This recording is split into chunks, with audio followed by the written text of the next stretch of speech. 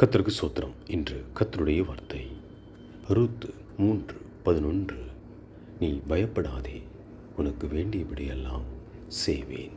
கர்த்தருக்கு பிரியமானவர்களே, இன்று கர்த்தர் நம்மோடு கூட பேசுகிற வார்த்தை அன்று ரூத் என்கிற பெண்மணிக்கு சொல்லப்பட்ட வார்த்தை. கர்த்தர் இன்று நம்மை பார்த்துத்தான், உங்களை பார்த்துத்தான் கர்த்தர் சொல்லுகிறார், உனக்கு வேண்டியபடியெல்லாம் நான் செய்வேன்.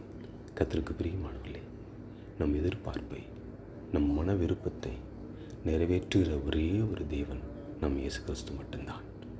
நாம் நினைக்கிறதை, நம் எதிர்பார்க்கிறதை, நம் மன விருப்பத்தை அவர் கொடுக்கிற தேவனாக இருக்கிறார்.